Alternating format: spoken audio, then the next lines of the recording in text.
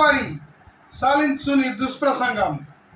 పితామహ, గురుదేవ, తల్లిదండ్రులారా, సభ్య మహాజనులారా, నా క్షేమము గురించి పలికిన మీ హితవాక్యములకు కృతజ్ఞుడను.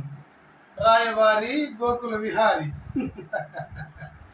నీవెంత తెలివితేటలతో ప్రసంగించినను, నీ అంతరాత్మను, నీ పలుకులలో అంతరార్థము తెలియని అజ్ఞానిని గాను. మా గురుదేవులకు సోదరుడవని, కుంతీదేవి మూలమున మాకు దూరపు చుట్టమని, సకల రాజ్య లాంఛనములతో సమస్త సత్కారములతో అతిథిగా ఆహ్వానించగా తిరస్కరించి నీకు నీవే రాయబారిగా ప్రకటించుకుంటివి.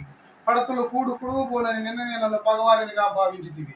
రాయబారిగా వచ్చిన వాడవు పంపిన వారి మాటలు ప్రకటింపక, ఆపై మా అభిమతను గ్రహింపక ఇంత ప్రలదనముగా ప్రవర్తించితివి.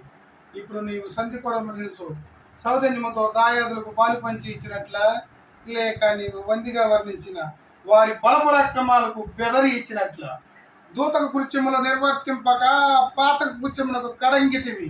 మాలో మాకు కలతలు కల్పించి మా మైత్రీ బంధము తెంచుటకు తెగించితివి. 5 ఊళ్ళైనా అయ్యని పరమ దుర్మార్గుడు రారాదని లోకమునకు చాటనుంచితివి. కృష్ణ, నీ కోరిన కోరిక సరి అయినచో, నిజమే అయినచో, నేను ఈటకు ఈ సువిశాల మహాసామ్రాజ్యమున 5 ఊళ్ళు లేకపోవునా?